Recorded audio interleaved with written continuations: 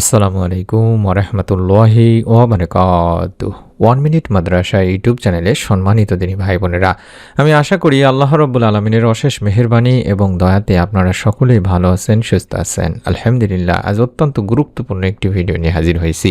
এই ভিডিওটিতে আমরা আলোচনা করব আগামীকালকে মঙ্গলবারের শবে বরাতের রাতের আমল নিয়ে। এই রাতে কষ্ট করে আর যত আমলই করুন না কেন, পাশাপাশি এই ছোট্ট দরুদ শরীফটি মাত্র 11 বার পড়বেন এবং বিশ্বনবী সাল্লাল্লাহু আলাইহি ওয়াসাল্লামের সঙ্গে জান্নাতে যাওয়ার জন্য আপনারা দোয়া করবেন। কিভাবে আমলটি করবেন সেটার বিস্তারিত আমি ভিডিওটিতে জানানোর চেষ্টা করছি। আশা করছি আপনারা ভিডিওটি জুড়েই থাকবেন। প্রিয় ভাই বোনেরা, আপনি কি জানেন একটি রাত আছে যে রাতে আকাশের দরজা খুলে যায়, ফেরেশতারা নেমে আসে আর আল্লাহ বলেন, আছে কি কেউ ক্ষমা চাইবার?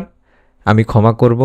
আজ আমি আপনাদেরকে এমনই এক দরুদের কথা বলবো যেটা শবে বরাতের রাতে মাত্র 11 বার কষ্ট করে পড়লে নবীজি সাল্লাল্লাহু আলাইহি ওয়াসাল্লামের নৈকট্য পাওয়ার শক্তিশালী আমল হয়ে যায় ইনশাআল্লাহ। আবার বলছি, ভিডিওটি শেষ পর্যন্ত দেখবেন।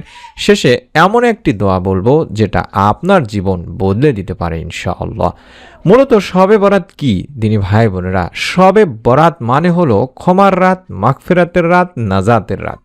হাদিসেও এসেছে, এ রাতে আল্লাহ তাআলা নিজ রহমতে বান্দাদের দিকে তাকান এবং অসংখ্য মানুষকে ক্ষমা করে দেন। আর এই রাত এমন একটি সুযোগ যা বছরে একবার আসে, আর যে হারায় সে অনেক কিছুই হারায়।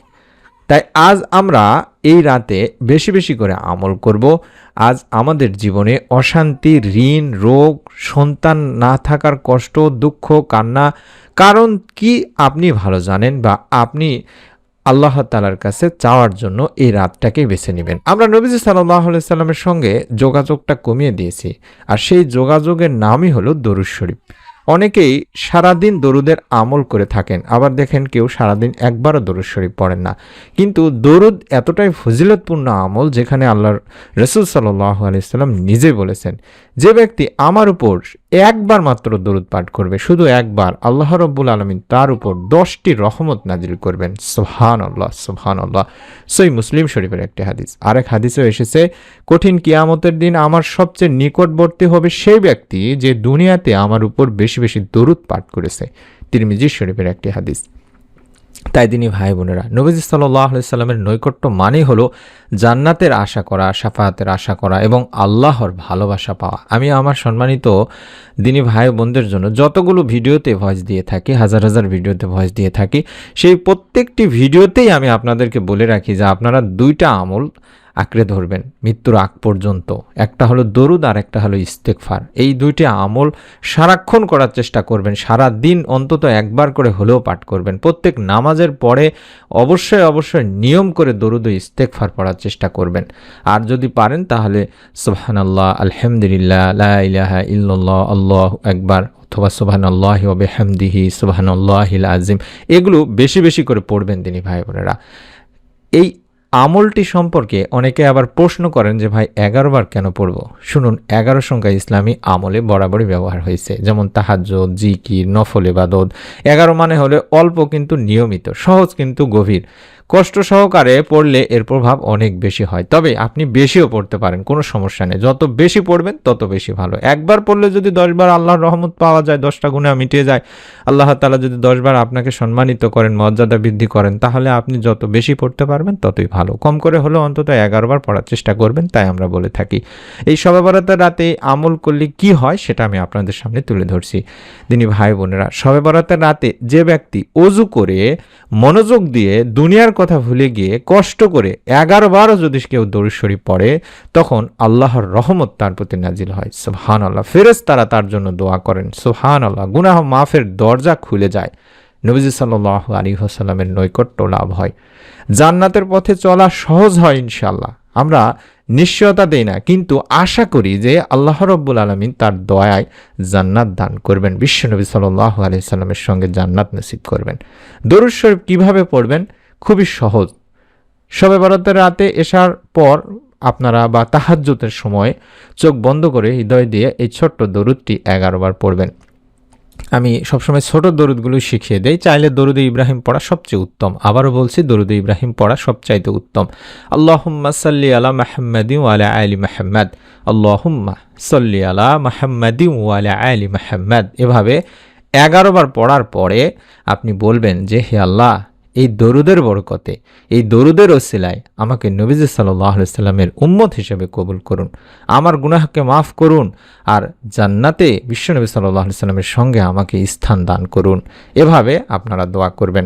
আমি আপনাদের জন্য অনুরোধ করব, যারা এই আমলটি করবেন তারা অবশ্যই একটি ছোট্ট দোয়া সাথে পড়বেন, যে দোয়ার মাধ্যমে নবী করিম সাল্লাল্লাহু আলাইহি সাল্লাম নিজে তাকে হাতে ধরে সঙ্গে করে জান্নাতের পর্যন্ত নিয়ে যাবেন। সুবহানাল্লাহ, সুবহানাল্লাহ। হাদিসটি হযরত মুনজির রাদিয়াল্লাহু তাআলা আনহু থেকে বর্ণনা করা, যেখানে রাসূলুল্লাহ সাল্লাল্লাহু আলাইহি ওয়াসাল্লাম বলেছেন, যে ব্যক্তি প্রতিদিন সকালবেলা এই দোয়াটি পড়বে, অর্থাৎ রদিতু বিল্লাহি রাব্বান ওয়া বিল ইসলামি দীনা ওয়া বি মুহাম্মাদিন সাল্লাল্লাহু আলাইহি ওয়াসাল্লাম নাবিয়্যা।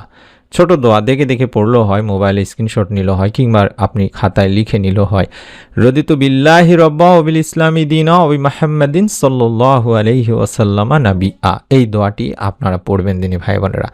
আমি আল্লাহর প্রতি সন্তুষ্ট আমার প্রতিপালক হিসেবে, এবং ইসলামের প্রতি সন্তুষ্ট আমার দ্বীন হিসেবে, এবং মুহাম্মদ সাল্লাল্লাহু আলাইহি ওয়াসাল্লামের প্রতি সন্তুষ্ট আমার নবী হিসেবে, যে এই সাক্ষ্যটি দিবে।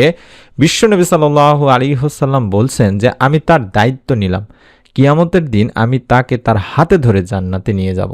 মুজামে কাবির মুজামুস সাবাহার একটি হাদিস। অত্যন্ত পাওয়ারফুল একটি দোয়া। আশা করছি আপনারা দরুদ শরীফ 11 বার পড়ে যে দোয়াটি দেখাচ্ছি, এই দোয়াটি কম করে হলেও 3 বার পাঠ করে দুখানা হাত তুলে আল্লাহ তাআলার কাছে বলবেন যে হে আল্লাহ, আমরা অনেক গুনাহ করেছি, আমরা ভুলে ভরা মানুষ, কিন্তু আজ এই শবে বরাত, আজ রহমতের রাত, হে আল্লাহ, এই 11 বার দরুদের ওসিলায় আমাদেরকে ক্ষমা করুন, আমাদের পরিবারকে ক্ষমা করুন, আমাদের কবরকে শান্তির জায়গা বানিয়ে দিন, আর জান্নাতুল ফিরদাউস দান করুন, আমিন। এভাবে আল্লাহ তাআলার কাছে দোয়া করবেন। প্রত্যেকেই অন্তত নিয়ত করে আমলটি করুন। ভিডিওটি যদি আপনার কাছে ভালো লাগে তাহলে অবশ্যই একটি করে লাইক দিবেন, ভিডিওটিতে আমিন বা আলহামদুলিল্লাহ লিখে কমেন্ট করবেন, অথবা কমেন্টে লিখুন দরুদ পড়েছি বা দরুদ পড়ব, এরকম আমল করুন বা লিখুন। হয়তো আপনার শেয়ারের কারণে কারো জীবনে নাজাত নেমে আসতে পারে এবং এর সওয়াবও আপনি পেতে পারেন। তাই অনুরোধ করছি প্রত্যেকে ভিডিওটি শেয়ার করে দিবেন এবং প্রত্যেকেই কমেন্ট করে নিয়ত করে আমলটি করবেন। আপনাদের জন্য আমরা নতুন ভিডিও তৈরি করছি, সেই ভিডিওটি দেখার জন্য, পাওয়ার জন্য অবশ্যই চ্যানেলটি সাবস্ক্রাইব করুন। যেভাবে সাবস্ক্রাইব করা দেখাচ্ছি ভিডিওটির নিচে এই সাবস্ক্রাইব লেখাটির উপর চাপ দিয়ে রাখুন। ইনশাআল্লাহ আজকের মতো নতুন ভিডিওটিও আপনি দেখতে পাবেন। সকলেই ভালো থাকুন, সুস্থ থাকুন। আল্লাহ রাব্বুল আলামিন আমাদের সবাইকে এই শবে বরাতের বরকত নসিব করুন, আমিন। আসসালামু আলাইকুম ওয়া রাহমাতুল্লাহ।